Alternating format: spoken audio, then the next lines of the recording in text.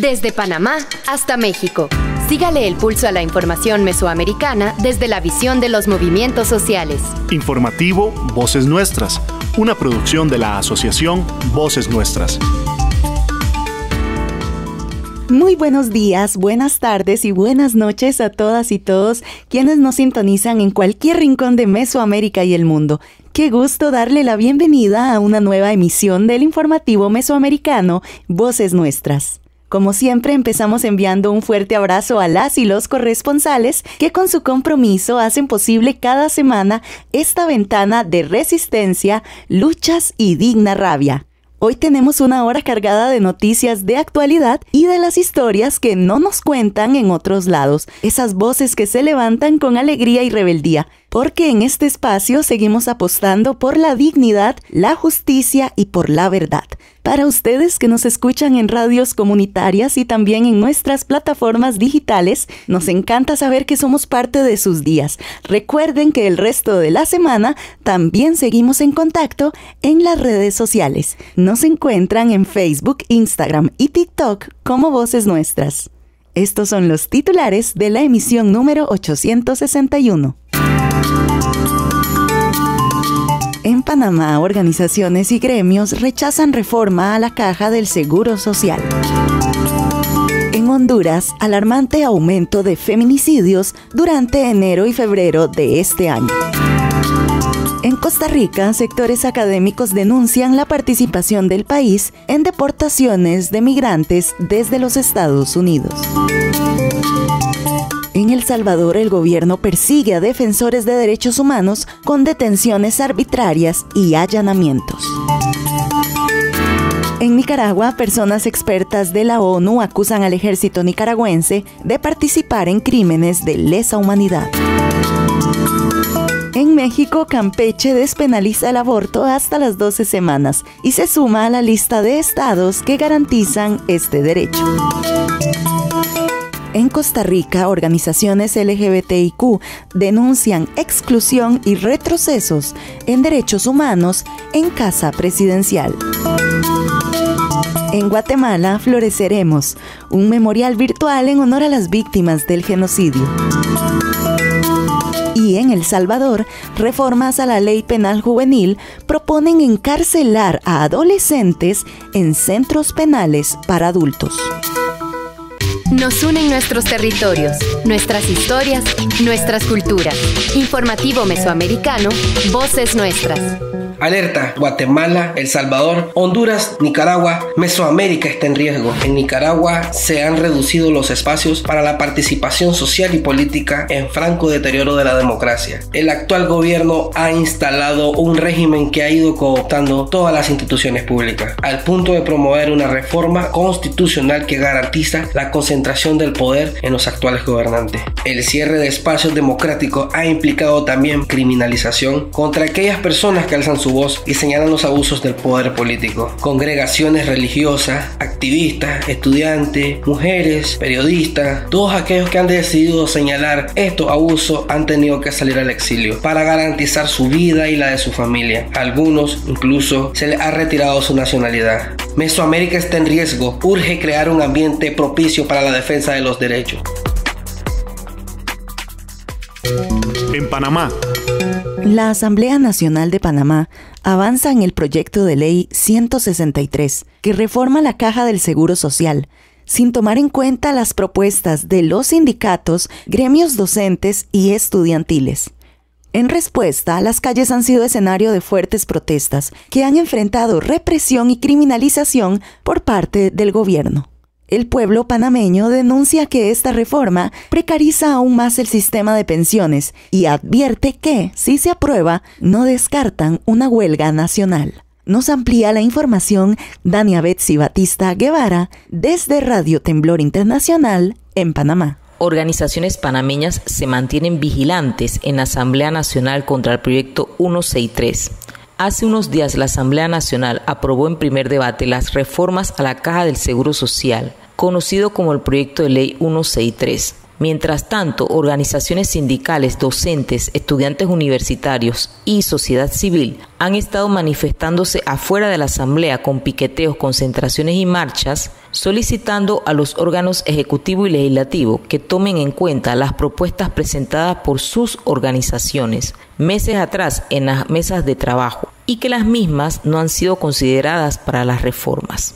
Las protestas han sido duramente reprimidas por los estamentos de seguridad, criminalizando y judicializando a estudiantes universitarios y dirigentes sindicales y sociales, desconociendo el derecho a la protesta social. En Panamá estamos enfrentando una política antisindical y de persecución a dirigentes sindicales y sociales por parte del actual gobierno. Escuchemos declaraciones de Isabel Guzmán, secretaria general adjunta de Convergencia Sindical.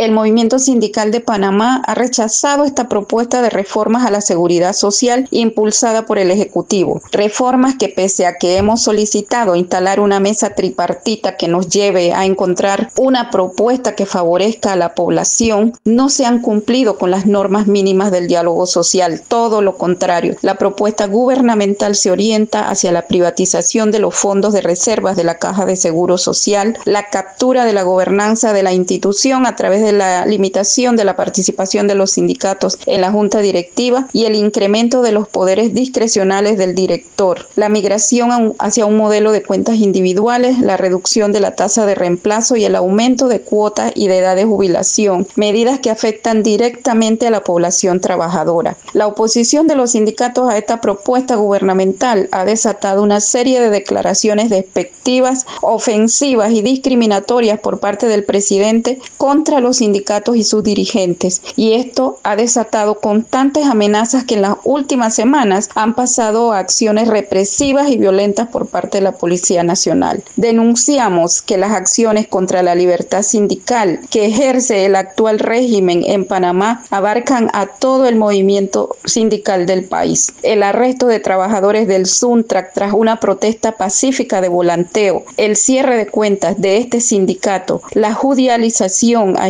estudiantes universitarios dan cuenta del estado represivo en el que nos encontramos. Panamá, pese a todos los ejemplos de retroceso que han planteado los países que se fueron a este sistema de cuentas individuales, vienen de vuelta. Nosotros, por el contrario, estamos pisando el acelerador para hundir a la población en la miseria. Ante este panorama, requerimos de la solidaridad internacional para librar esta batalla contra el modelo neoliberal que intenta romper una barrera importante en materia de seguridad social y apropiarse de los recursos de la clase trabajadora. El pueblo panameño rechaza el proyecto 163 por el aumento en la edad de jubilación y las cuotas, la privatización de las cuentas, reducción drástica en el monto de las pensiones, entre otras medidas desfavorables. La Asamblea está aprobando el proyecto de manera muy rápida, discutiendo el proyecto en varias ocasiones sin quórum, y los gremios han hecho la advertencia al gobierno que de aprobarse dicha ley declararán paro y si no la derogan podrían irse a huelga nacional.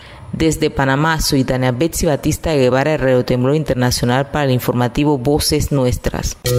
En Honduras. En Honduras, la violencia contra las mujeres ha escalado de manera preocupante. Según el Observatorio de la Violencia de la Universidad Nacional Autónoma de Honduras, entre enero y febrero del 2025 se registraron 40 muertes violentas de mujeres. Este incremento refleja la persistente crisis de violencia de género en el país, pero también en la región. Para ampliar sobre esta situación, nos informa Yolani Pérez desde Radio Progreso en Honduras. Saludos cordiales a quienes nos están sintonizando por la revista informativa Voces Nuestras. La directora del Observatorio de la Violencia de la Universidad Nacional Autónoma de Honduras, Migdonia Ayesta, reporta que entre los meses de enero y febrero de este 2025 se han registrado 40 muertes violentas de mujeres a nivel nacional. Ayesta se explica que el 60% de las muertes violentas de mujeres son femicidios. Estamos haciendo el análisis y son 40 las muertes violentas de mujeres y femicidios. Si lo comparamos con el año anterior, hay un caso más y todavía no hemos cerrado el mes de febrero. El mes de enero del año pasado fueron 20 víctimas y el mes de febrero 19, en total 39, y este año ya hemos superado un caso más, que es lo que van, son 40. ¿Cuáles son las características de estos 40 femicidios?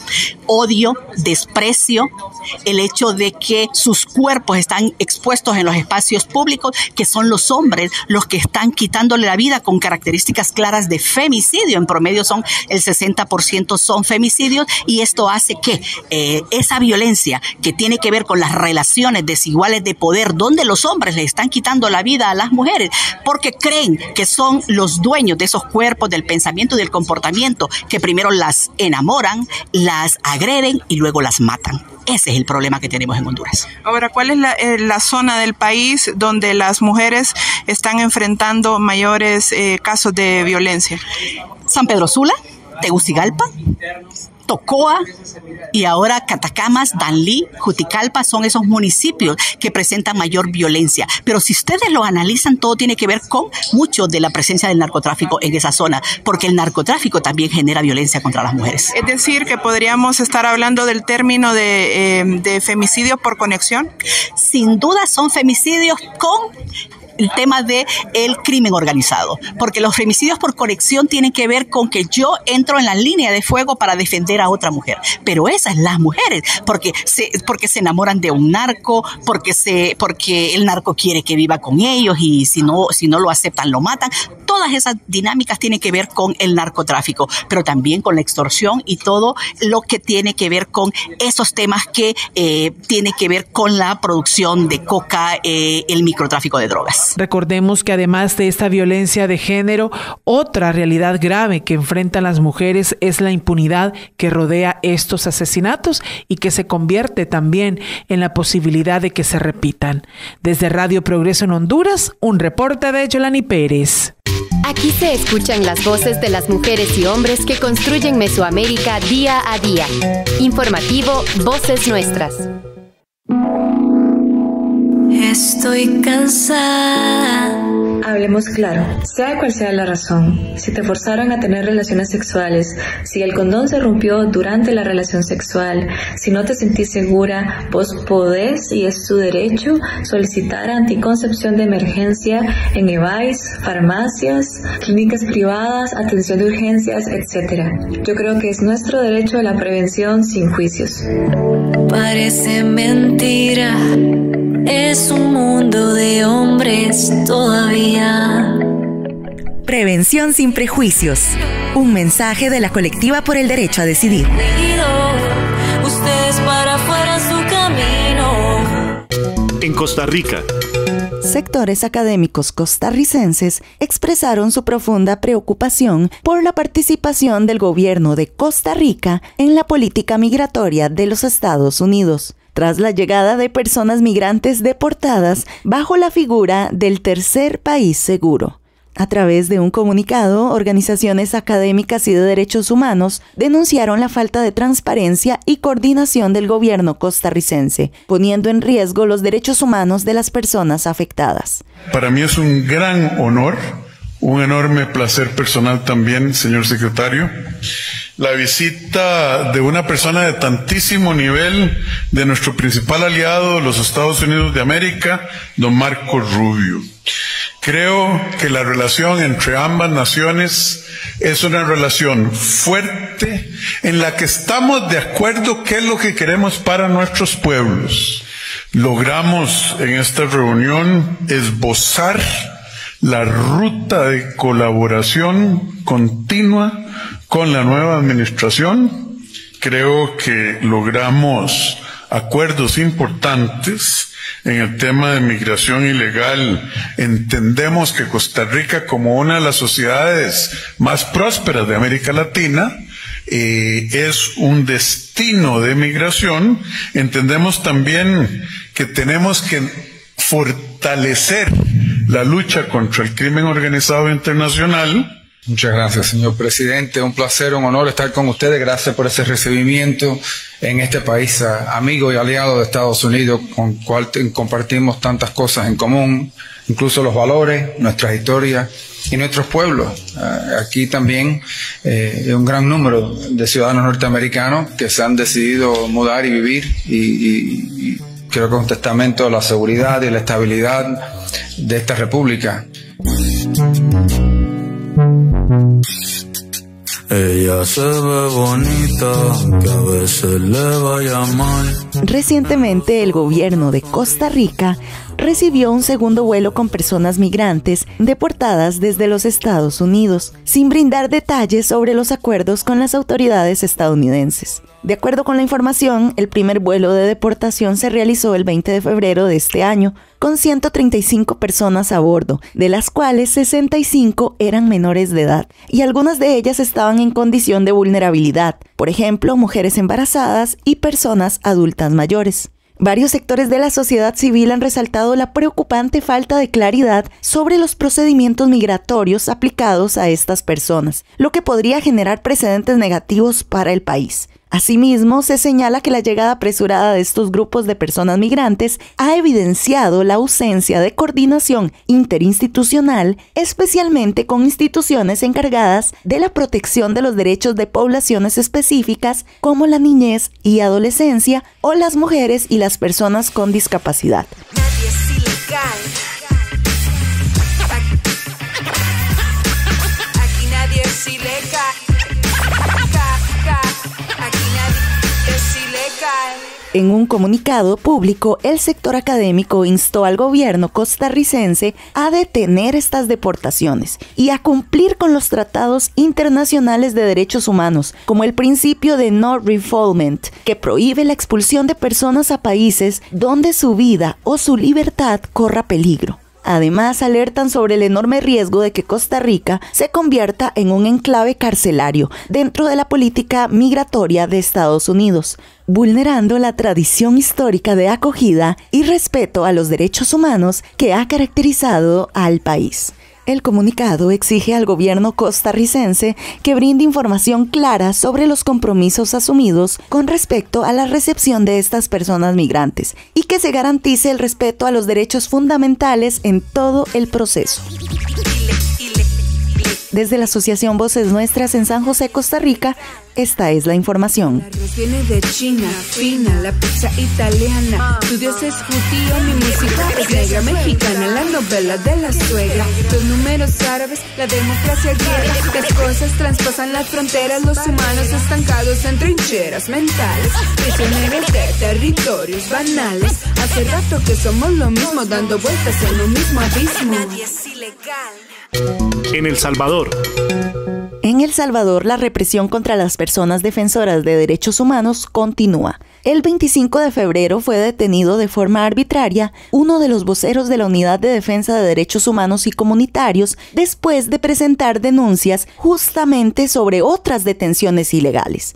La acusación contra el activista incluye el delito de agrupación ilícita, mientras que también se han producido allanamientos en organizaciones sociales. Para las agrupaciones y personas defensoras de derechos humanos, estas acciones del gobierno de Bukele constituyen un claro proceso de persecución política por parte del gobierno. Nos informa desde la Asociación de Radiodifusión Participativa de El Salvador, ARPAS, nuestro corresponsal, Andrés Pin. El martes 25 de febrero, la Policía Nacional Civil, junto con personal de la Fiscalía General de la República, capturaron de forma arbitraria a Fidel Antonio Zavala, vocero de la Unidad de Defensa de Derechos Humanos y Comunitarios UNIDEC, luego de que este último presentara denuncias formales ante la Procuraduría para la Defensa de los Derechos Humanos sobre la detención ilegal de Medardo Rodríguez y Alejandra Cañas de la comunidad La Floresta el pasado 9 de febrero. La justificación de la captura de Zavala por parte de las autoridades es que se le acusa de agrupaciones ilícitas, hacerse pasar por abogado y por la comercialización ilegal de terrenos, esta última siendo la misma acusación que utilizaron contra Rodríguez y Cañas. La abogada Ivania Cruz de UNIDEC también informó sobre un allanamiento a su vivienda y a las oficinas de UNIDEC por parte de policías y de personas de la Fiscalía General de la República. Cruz mencionó que tanto los allanamientos como la captura de Fidel Zavala son un proceso de persecución política del gobierno contra los defensores de derechos humanos. Ivania Cruz, abogada de UNIDEP, miembro también de parte del Bloque de Resistencia y Rebeldía Popular. En estos momentos mi casa está siendo allanada arbitrariamente. Es de conocimiento público que yo no me encuentro en el país. En estos momentos está mi madre, quien es una persona adulta mayor, diabética, y que únicamente no se opuso al procedimiento y que solicitó hacer una espera en lo que el abogado llegaba para la revisión de los documentos que supuestamente llevan. Esto es una clara persecución política, un caso que están fabricando en contra de los miembros de UNIDEP, criminalizando las organizaciones. Han aprovechado esta ausencia de mi persona y del licenciado Rudy Joya para cometer esta arbitrariedad y hacer allanamientos en nuestras oficinas, en nuestra vivienda, y también denuncio la captura arbitraria de Fidel Zavala, quien es vocero de UNIDEP. Esto, a todas luces, es un caso fabricado que intentan callar la voz crítica de los defensores de derechos humanos. Sumado a la captura de Zavala, la PNC realizó alrededor de 28 capturas arbitrarias en contra de líderes de la comunidad La Floresta. Entre ellas está la detención de José Alberto Pérez y Margarita Flamenco, también líderes comunitarios. Marisela Ramírez, del Bloque de Resistencia y Rebeldía Popular, mencionó que el Estado ha instalado un clima de persecución contra la comunidad La Floresta. Queremos decir, para iniciar, que el gobierno ha desatado todo un tema de persecución política, específicamente en la comunidad La Floresta. Esta madrugada nos informaban que agentes policiales se hicieron presentes en la comunidad para arrestar a más dirigentes de la comunidad. Es decir, no solo a los que previamente, hace más de una semana, habían capturado ya y señalado, acusado de estar cobrando dinero para llevar el caso de la legalización de las tierras. Por otra parte, Samuel Ramírez, del Movimiento de Víctimas del Régimen de Excepción, afirmó que la detención de Fidel Zavala es resultado de la persecución política impulsada por el gobierno en contra de los defensores de derechos humanos. La represión se agudiza, hemos visto pues la escalada represiva en los últimos días, y como movimiento de víctimas también del régimen queremos condenar y repudiar esas acciones represivas de este régimen. Hoy resulta que Fidel Zavala ya no se le va a inculpar el delito de difamación como lo hicieron anteriormente, donde un juez lo declaró inocente, puesto que le dio carta de libertad. Ahora lo van a acusar de agrupaciones ilícitas. No hay duda que es una captura arbitraria y es producto de la persecución política en este país. Y eso es lo que estamos nosotros ahora condenando y repudiando. A los defensores de derechos humanos hay una campaña del gobierno de querer neutralizarlos, de querer paralizarlos, de querer meter miedo para que no sigamos defendiendo los derechos de esta población salvadoreña, como son la población de esa comunidad que vive por muchos años y que quieren legalizar sus tierras. Desde Arpas, en El Salvador, informó Andrés Pin. Noticias con identidad mesoamericana. Informativo Voces Nuestras. El 21 de febrero es el Día Internacional de las Lenguas Maternas, una fecha proclamada en 1999 por la UNESCO para recordarnos que las lenguas son mucho más que palabras, son resistencia, identidad y memoria. La fecha conmemora la represión de estudiantes en Bangladesh, un país al sur de Asia, en 1952, cuando 3 jóvenes fueron asesinados por exigir el reconocimiento de su lengua. Según la Organización de las Naciones Unidas, en promedio, cada 2 semanas muere una lengua en el mundo, lo que representa una pérdida irreparable del patrimonio cultural e intelectual de la humanidad. Además, se estima que el 43% de las aproximadamente 6.000 lenguas del mundo están en peligro de desaparecer. Estas cifras subrayan la urgencia de adoptar medidas para preservar y revitalizar las lenguas en riesgo, pues su desaparición implica la pérdida de conocimientos, tradiciones y una riqueza cultural invaluable. Hablar de nuestros idiomas maternos en Guatemala, y creo que también en diferentes pueblos, es una situación muy compleja.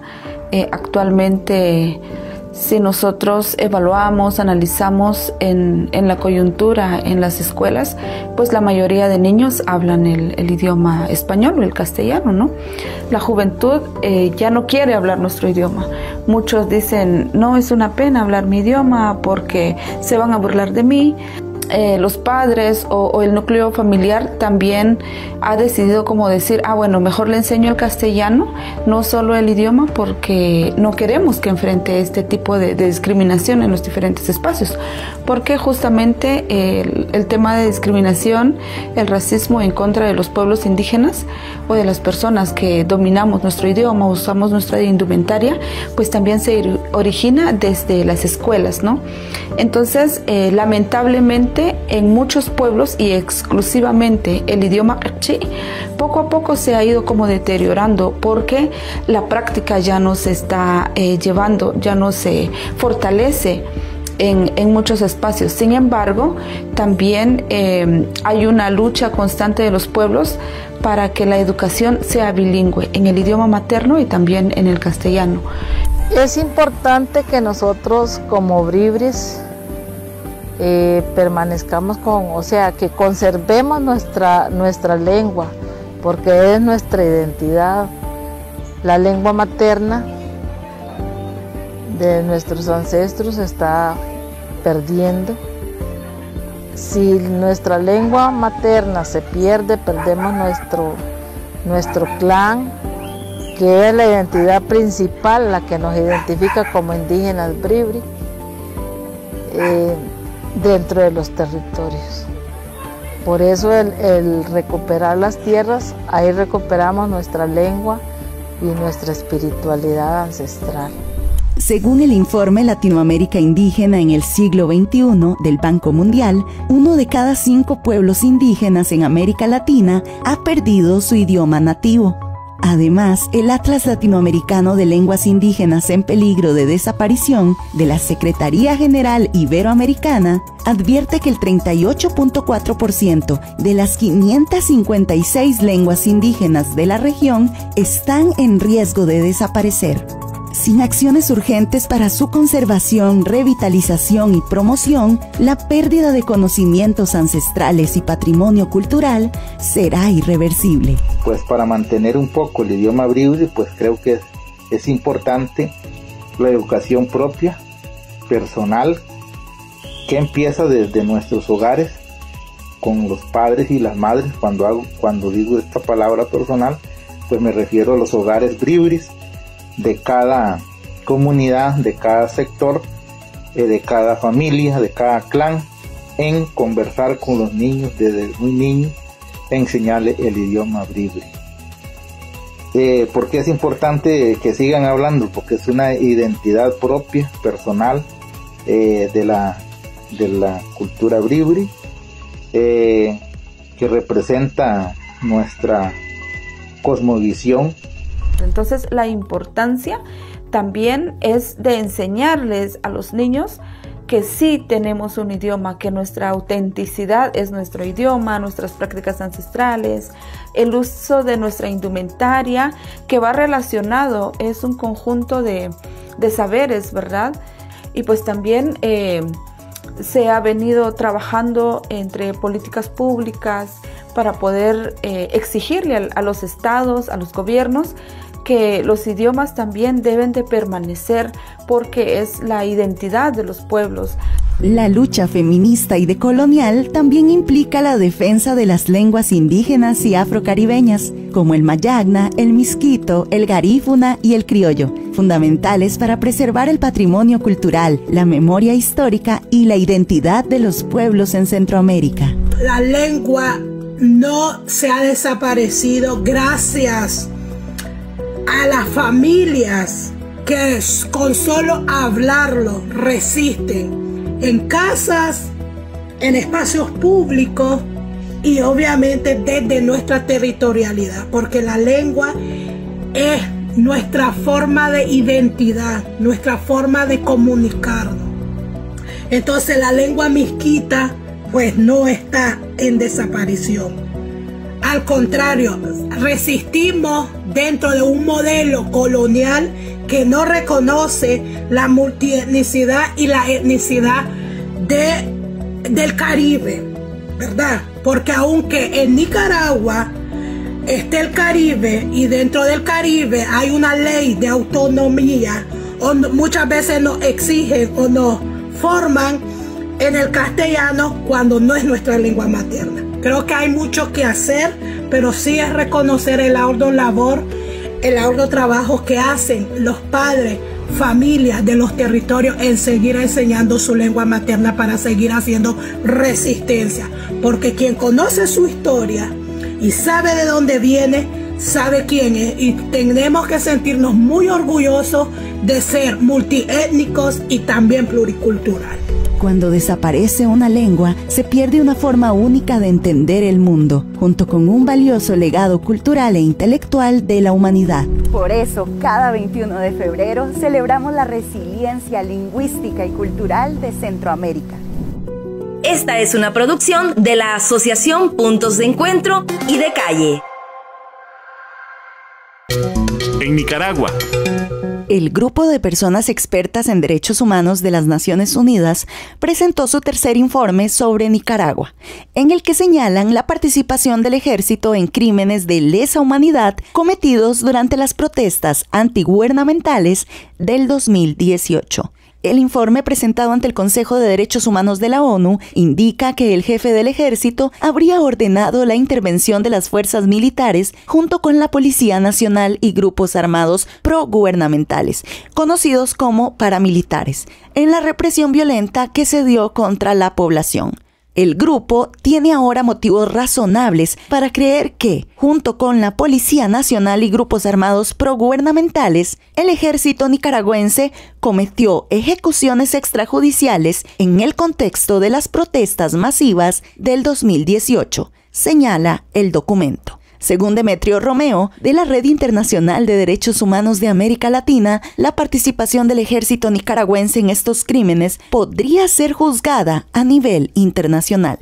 Ahora bien, la definición de estar cometiendo crímenes de lesa humanidad es sumamente importante porque lo que constituye es un historial de graves violaciones a los derechos humanos, que contempla, en este caso, durante las protestas de 2018, la victimización de todas las personas, estudiantes, personas opositoras del régimen, en cuanto sufrieron ejecuciones extrajudiciales realizadas de manera sistemáticas y generalizadas por parte del Ejército Nacional, en conjunto con la Policía Nacional y los grupos paramilitares.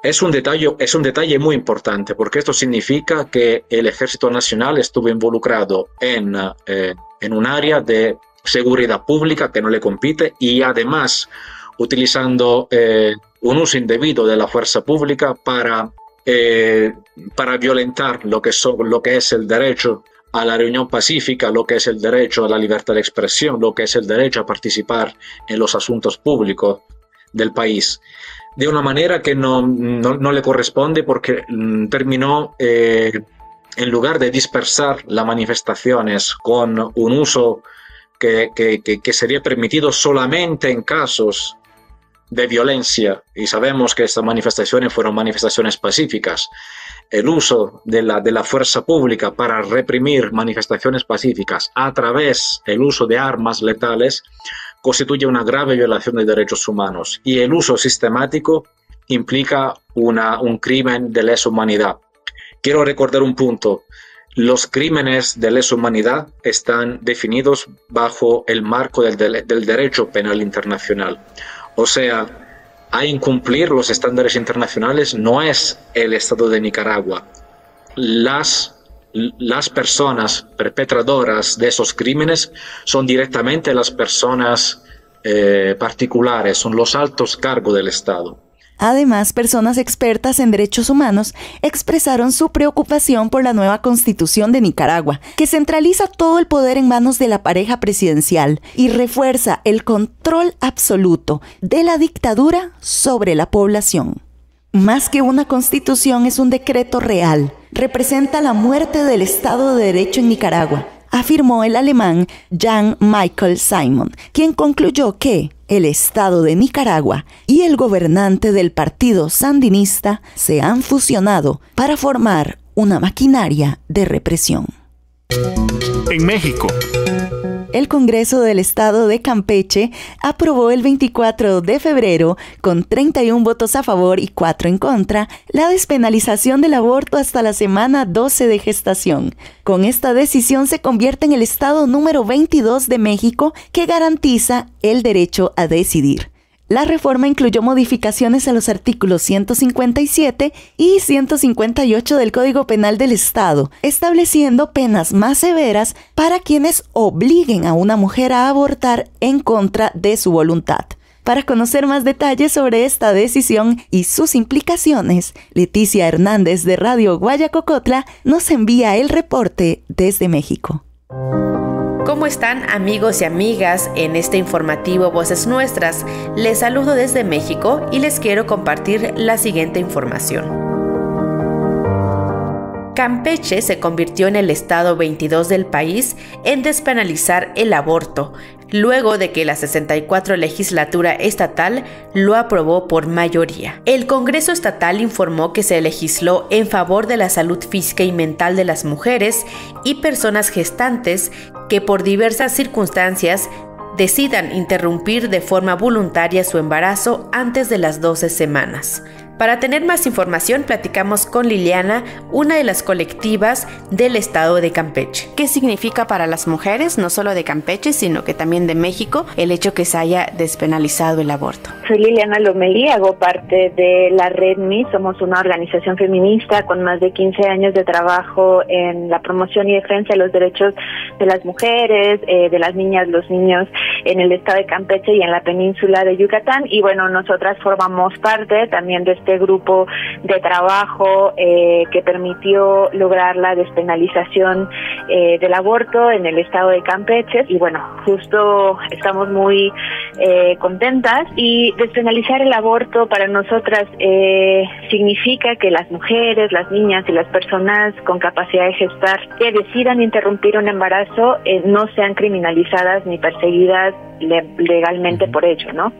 En el caso específico de Campeche se reforman a varios artículos de nuestro código, el 155, en donde se despenaliza el aborto hasta las 12 semanas de gestación, pero también logramos la reforma del 159 que señala también, aumentamos los criterios de exclusión de la sanción del delito de aborto, sobre todo reconociendo a las mujeres mujeres, niñas, adolescentes en mayor situación de vulnerabilidad, como son aquellas que viven en pueblos originarios, que son aquellas que también están en una mayor situación de violencia estructural y sistémica. Aunque ya se haya despenalizado y hayamos pues llegado hasta este punto, no solo en Campeche, también en Veracruz y en Hidalgo, como qué pendientes quedan, ¿no? ¿Qué pendientes le queda al Estado? Nosotras reconocemos que la despenalización es uno de los pasos para garantizar el ejercicio pleno de las mujeres a decidir, ¿no? Y que hay varios pendientes en la materia que no puede ser mirado solo como un hecho aislado, sino que tiene que involucrar de manera integral la acción del Estado y de sociedad civil organizada también, entre otras y otros actores. Creo que uno de los grandes pendientes es cómo logramos que pase de la ley, del papel a la práctica. Tendrá que haber procesos de formación, de capacitación al personal de atención a la salud pública, ¿no? Para que puedan brindar este servicio, pero también tiene que haber recursos específicos dirigidos, ¿no? Para fortalecer el trabajo dentro del sector salud, del sistema de salud pública, que bueno, sabemos que enfrenta grandes retos en nuestro país y en cada uno de nuestros territorios. Sin embargo, creo que uno de los grandes pendientes que tendrá el Estado es poder garantizar, digamos, este derecho de forma plena, de forma respetuosa con los derechos humanos y también con la perspectiva de género.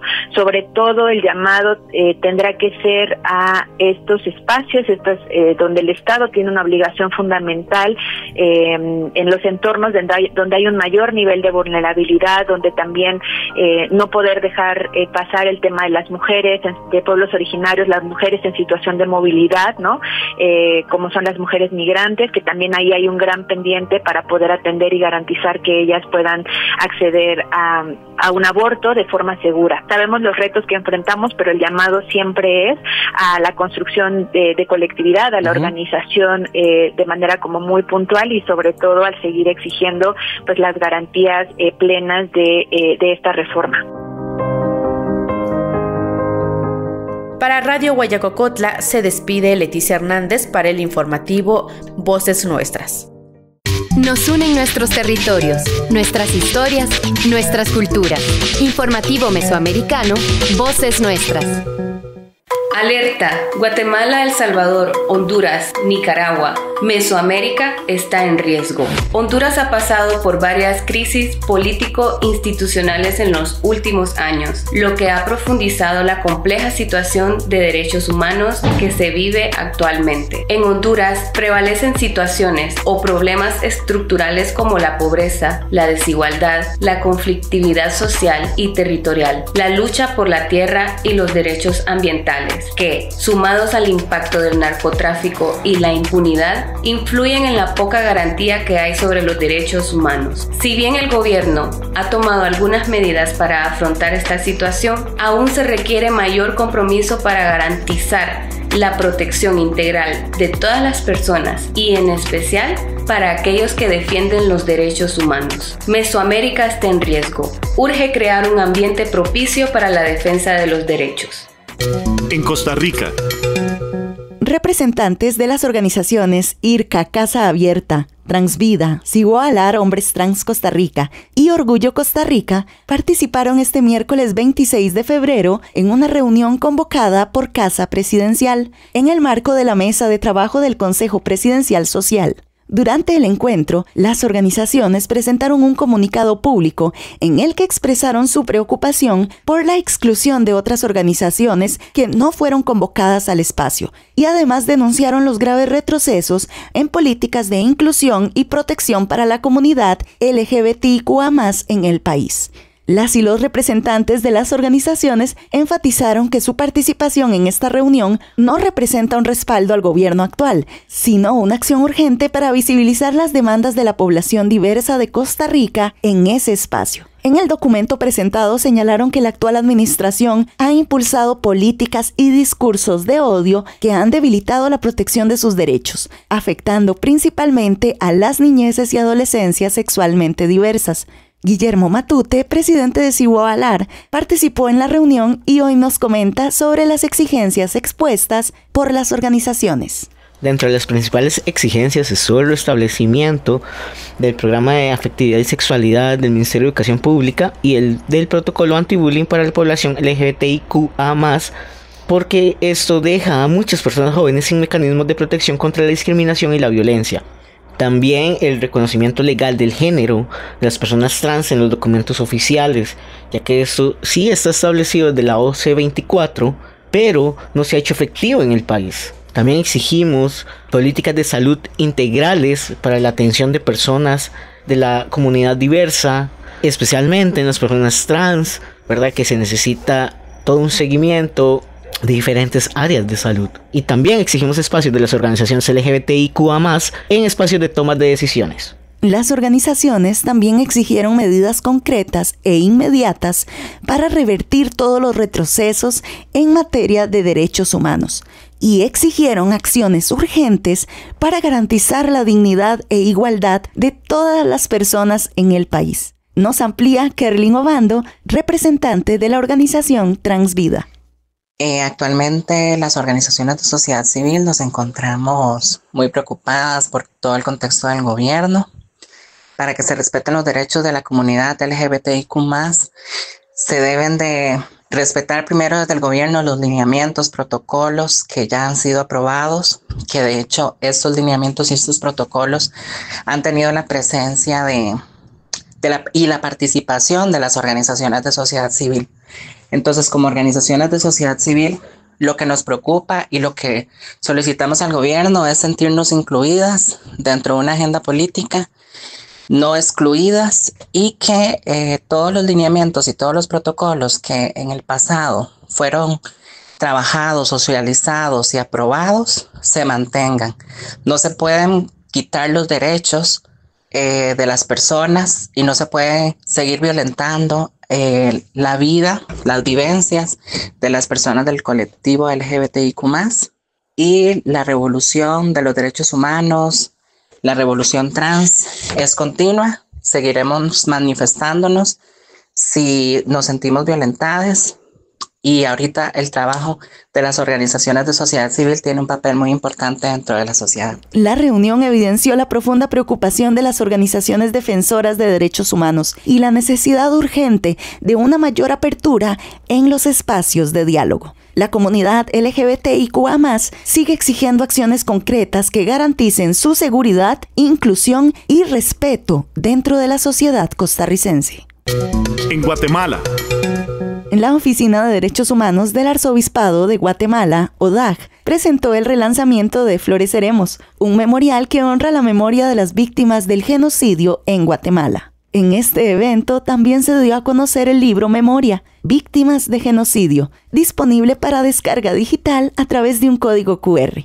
Raúl Nájera, investigador de ODAG y parte del equipo detrás de este proyecto, destacó que el portal ahora cuenta con un buscador de víctimas que permite realizar búsquedas por género, edad, ocupación y pertenencia cultural, entre otras categorías. Además, nos explicó el proceso de tratamiento de los archivos y extendió una invitación a la población a contribuir con fotografías e historias de vida para enriquecer la memoria histórica colectiva. Escuchemos la entrevista con el investigador Raúl Nájera, en conversación con nuestro corresponsal Herbert Reyes desde Ciudad de Guatemala. Me encuentro con Raúl Nájera, investigador de la Oficina de Derechos Humanos del Arzobispado de Guatemala.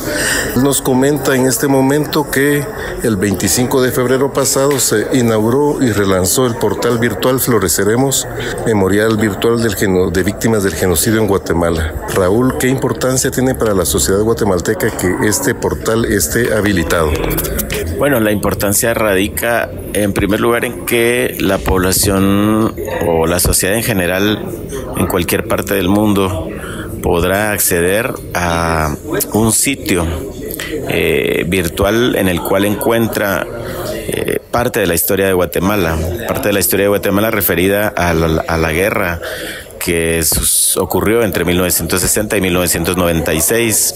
Ahí encontrará historias de las víctimas, registros fotográficos de las víctimas también, los cuales se pudieron recuperar gracias al apoyo de los propios familiares y organizaciones de víctimas. Este portal permite no solo conocer y adentrarse en la historia reciente del país, sino también es una fuente de información para investigadores e investigadoras de Guatemala y de otras partes del mundo, porque pues ahí puede buscar, ¿verdad?, por diferentes categorías. Depende de qué interés tenga en particular en la historia reciente del país. Puede encontrar víctimas por edad, por sexo, por pertenencia cultural. Puede también estudiar el contexto de las graves violaciones a derechos humanos que ocurrieron en el país.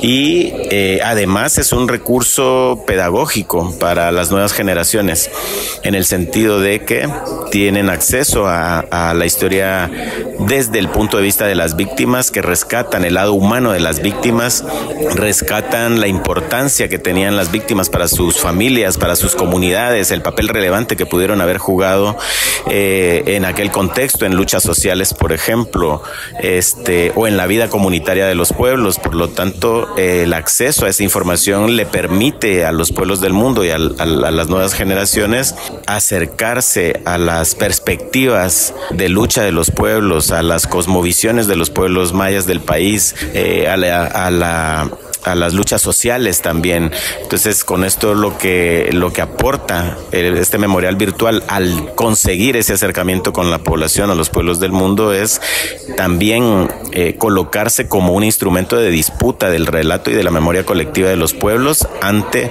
la historia oficial, que en el caso de Guatemala ha servido para imponer los intereses económicos y políticos de la oligarquía del país a manos del ejército de Guatemala y a través de los diferentes gobiernos que se empeñan en ocultar la verdadera historia de los pueblos, ¿verdad? Y con esto ocultar, por supuesto, los procesos de reivindicación social y de lucha de los pueblos en contra de ese modelo de despojo, de expolio, de dominación que ha permanecido a lo largo de la historia. memorialgenocidio@gmail.com es el correo que tiene esta plataforma para que podamos compartir fotografías e historias de vida. ¿De qué manera invitarías tú a la sociedad, a las organizaciones y a personas individuales para que tengan la confianza de participar compartiendo sus historias, sus fotografías íntimas de familiares desaparecidos o asesinados durante la guerra en Guatemala? Bueno, yo creo que es parte de los procesos que llevan las familias que sufrieron la persecución política o las graves violaciones a derechos humanos cometidas por el Estado de Guatemala durante la guerra.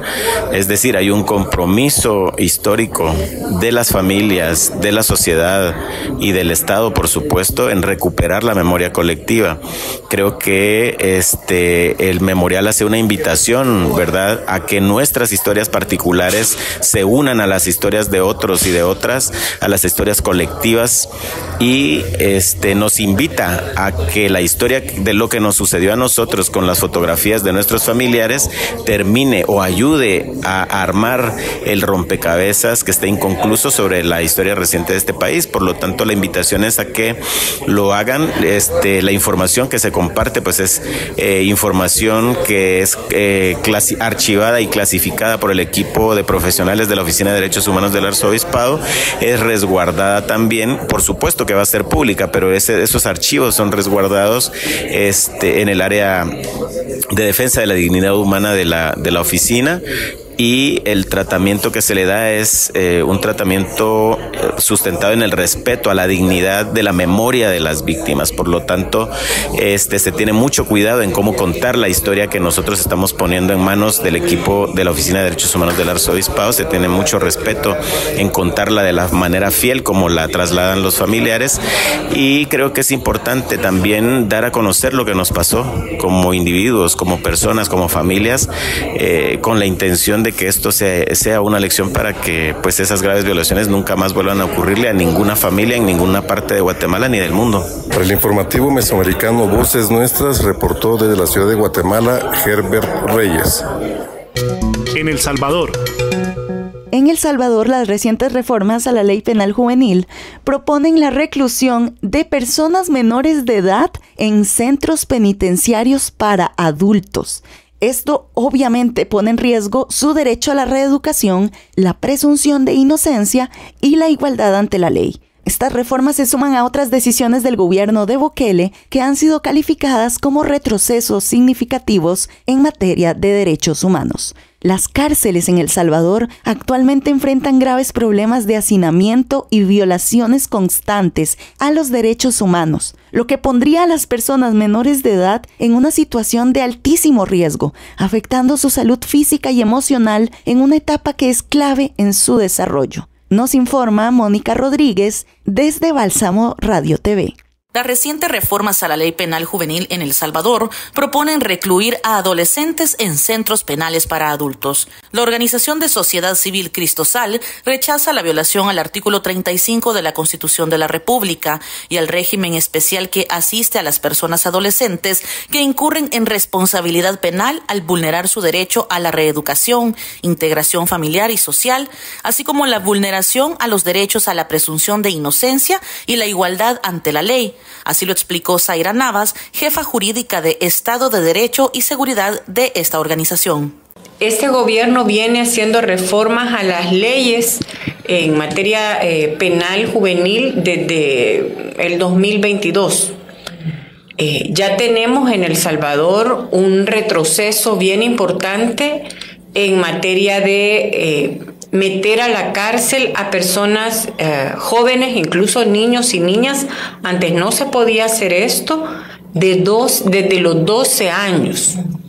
En la ley penal juvenil se establecía que se podía sí procesar a niños de 12 años que cometían una infracción penal, lo que conocemos como un delito, pero no podían ir a la cárcel. Sí iban a un juez de menores, pero el juez no podía establecer, en la ley penal juvenil se llama medida de internamiento.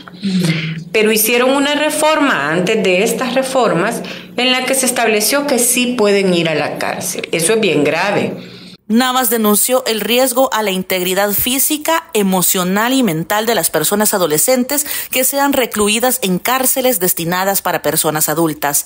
Las cárceles en El Salvador presentan índices de hacinamiento extremo, condiciones indignas e inhumanas, mientras las autoridades penitenciarias no garantizan la vida, la salud y la integridad. A veces hay conductas que las personas adultas no comprendemos, pero también no comprendemos que todos nosotros pasamos por esa etapa. Y siempre es bueno recordar, recuerden, yo trabajé en el Consejo Nacional de la Niñez y la Adolescencia y esta experiencia nos permite recordar las importancias del desarrollo de los seres humanos. Y lo traigo a cuenta porque ese análisis no se ha hecho. UNICEF y el Comité de Derechos del Niño le acaban de recordar al gobierno de El Salvador que tendrían que haber hecho ese análisis antes de hacer estas reformas. En la etapa de la adolescencia, los que dejaron de ser niños y entraron a la adolescencia están descubriendo qué pasa con su cuerpo, qué pasa con las relaciones sociales. Su cerebro todavía está en fase de desarrollo. También llamó a los organismos de protección internacional, especialmente a la Comisión Interamericana de Derechos Humanos y a los diferentes procedimientos especiales de la ONU para que activen sus respectivos mandatos de supervisión y seguimiento al cumplimiento de los tratados internacionales de los cuales El Salvador es Estado parte y que serán infringidos con esta normativa. Desde Bálsamo Radio TV en El Salvador informó Mónica Rodríguez. Noticias con identidad mesoamericana. Informativo Voces Nuestras. Y así llegamos al final de esta emisión en la que cada historia que contamos y cada voz que resuena es un paso más en la construcción de un mundo más justo, más humano y más libre. Gracias a nuestras y nuestros corresponsales que con su trabajo mantienen viva esta producción. Nos despedimos, pero seguimos resistiendo. Nos encontramos la próxima semana con más noticias, más voces y más historias desde Mesoamérica. Hasta pronto. Informativo Mesoamericano Voces Nuestras, una producción de la Asociación Voces Nuestras con el apoyo de la Red de Corresponsales, representantes de medios y organizaciones de Centroamérica y México y el apoyo de Rosa Luxemburg Stiftung y Pan para el Mundo.